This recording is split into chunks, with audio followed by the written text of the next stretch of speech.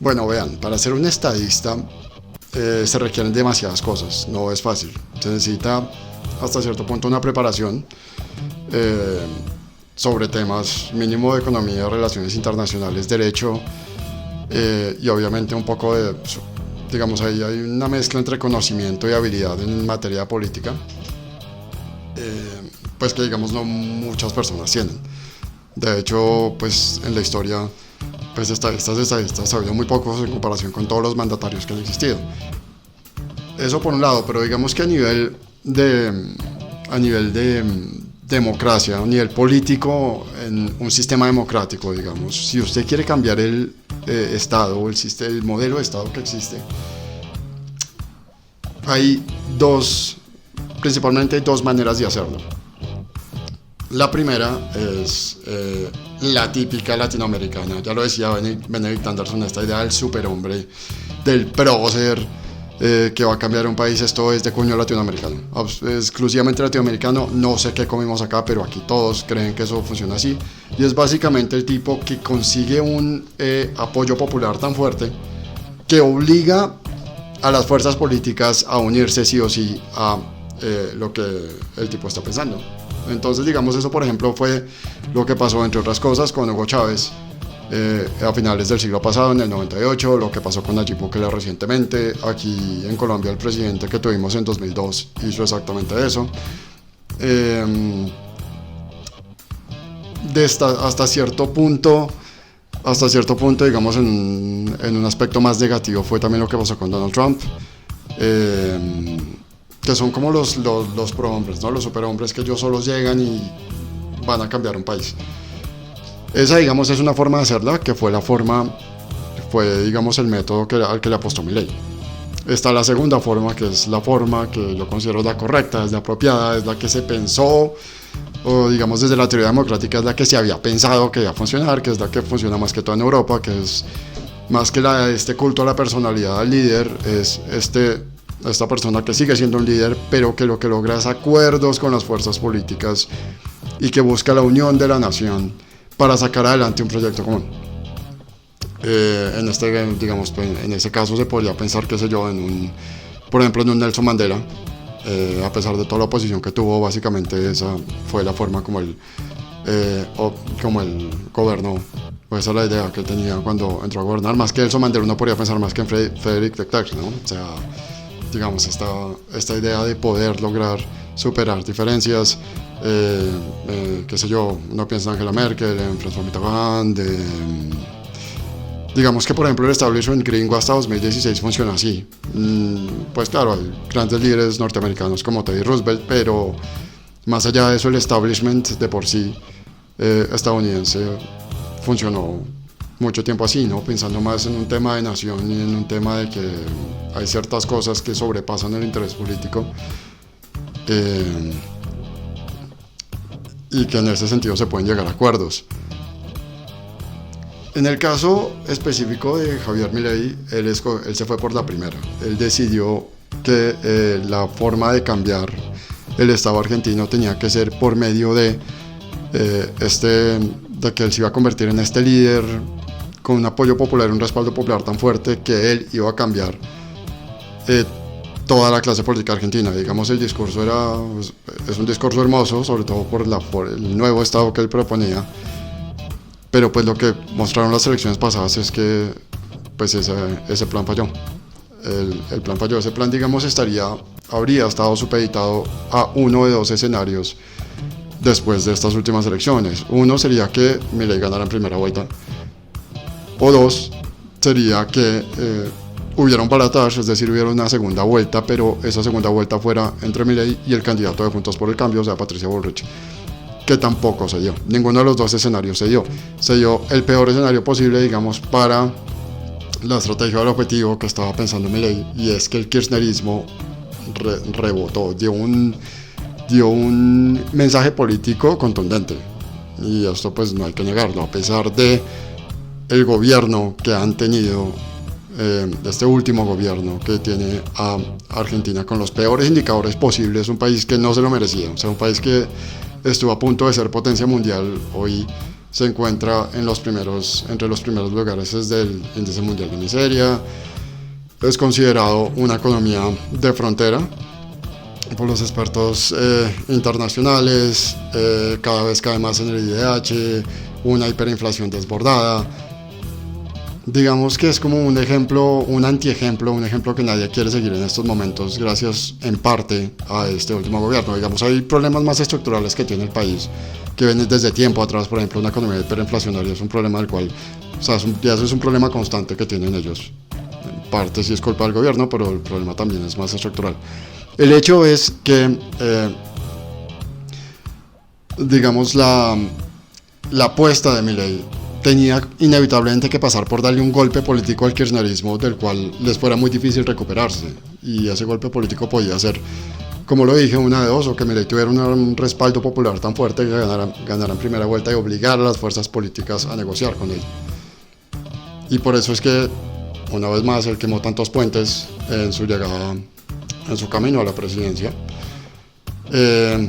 O la otra, que es la que me gusta a mí, que soy como un bicho raro aquí en este continente, que es negociar y sentarse a buscar acuerdos y a llegar a pensar en un país, en una nación, tratarla de unir. Que es lo que no solo Milei, sino que prácticamente a ningún líder político latinoamericano le gusta hacer, porque estas ideas son medio raras en este continente.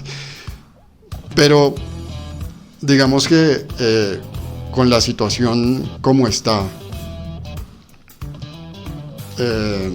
pues digamos el plan a Milei se le desbarató completamente. Hoy todavía tiene posibilidades de ser presidente, tiene amplias posibilidades de ser presidente. Digamos, electoralmente pues habría que explotar mucho el discurso de preguntarle a ese 65% de argentinos que no votaron por Massa si realmente quieren seguir con el modelo que ha venido imperando pues desde el último mandato. Y digamos que ese sería un argumento muy fuerte a su favor.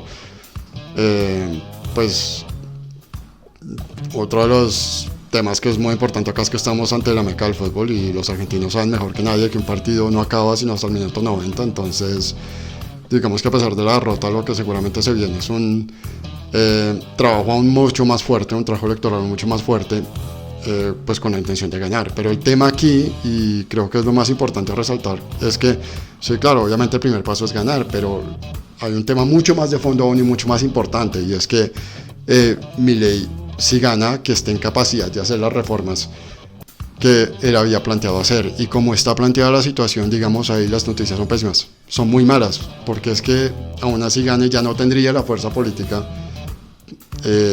para poder llevar a cabo esas propuestas que él está pensando como las había propuesto. Entonces, por ejemplo, claro, la dolarización, o sea, en este ambiente, tal vez dolarizar el país, el momento político para dolarizar el país le va a quedar, no va a ser empezando porque el golpe, digamos, que el kirchnerismo dio con Massa fue tan fuerte que aún así Milei ganara la presidencia, el kirchnerismo ya queda posicionado como la principal fuerza de oposición que va a tener la Argentina durante su mandato, y esa fuerza de oposición con este golpe que dieron ahorita va a ser fuerte, y va a ser una garantía que el kirchnerismo le va a sacar toda esa base social que tiene a las calles para hacerle imposible el mandato durante su periodo de gobierno.